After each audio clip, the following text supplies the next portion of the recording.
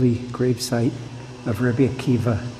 This is absolutely one of the most moving places it can be on earth. Rebbe Akiva is really the father of Emuna. Rebbe Akiva, he's the father of the oral Torah. Rebbe Akiva really gave us the framework that the whole Mishnah and the Gemara comes. Rebbe Akiva made the framework of the oral Torah, and then his student Rebbe Meir Balanes codified the words. And the final codification was done by Rebbe Yehuda Nasi. But it came from Rebbe Akiva. And who is Rebbe Akiva? No one can ever say, I don't have the ability. No one can ever say, I'm underprivileged. Nobody was more underprivileged than Rebbe Akiva. Rebbe Akiva was the poor son of righteous converts. He was a sharecropper. He was a migrant worker.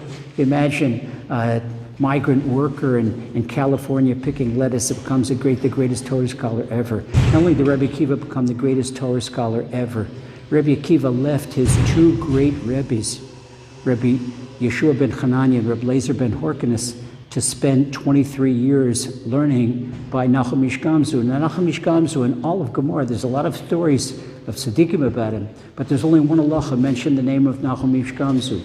So why did Rebbe Akiva go to Nachum Ish Gamzu? Because Nachum Ish Gamzu was really the pillar of Emuna, and Rebbe Akiva learned Emuna.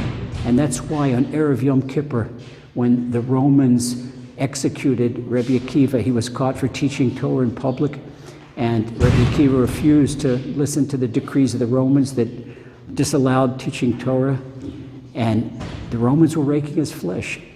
And his students said to him, Rebbe, how can you stand this? Rebbe Akiva had a big smile on his face. And he said, Shema Yisrael.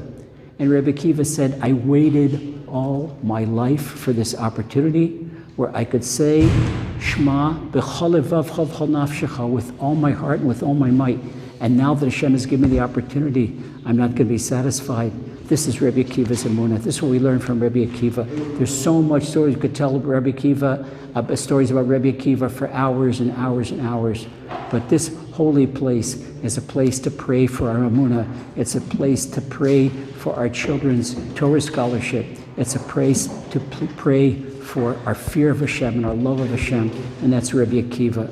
Rebbe Akiva, it's also a place to remember that no one can ever say, I can't. If Rebbe Akiva could, and from Rebbe Akiva's low social status, his low yichus, he started off, he was an illiterate until he was 40 years old, and he became the greatest Rav in history. Not only that, Rebbe Akiva never gave up. After his thousands and thousands of students died in a plague, and Rebbe Akiva was already over 100 years old, Rebbe Akiva started all over again with his 5 students. They became the 5 greatest Tanoim, that for them comes all of Torah. Rebbe Shimon Bar Yochai, that from the Zohar, Rebbe Meir Balanes, Rebbe Yehuda Bar Eli, Rebbe Lazar, and Rebbe Yossi ben Chalafta. These 5 holy Tanoim, that from them comes the whole Mishnah. We see that all of the Shemoneh Esrei is an argument between Rebbe Yehuda and Rebbe Meir and Rebbe Yossi and Rebbe Lazar. What exactly did Rebbe Akiva say? And it's because it all came from Rebbe Akiva.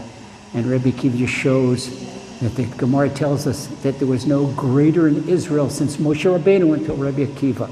It's the Gemara Menachos. Hashem shows Moshe Rabbeinu that this was the greatest continuation of Moshe Rabbeinu as the Rav of all Eretz Yisrael. This is just to show you, no matter who you are, no matter what you are, you can be the great of Israel. What do? You strengthen your Torah, you strengthen Emuna, and this is the light unto our feet. Rebbe Akiva, his holy memory be a blessed blessing for all of us. Amen.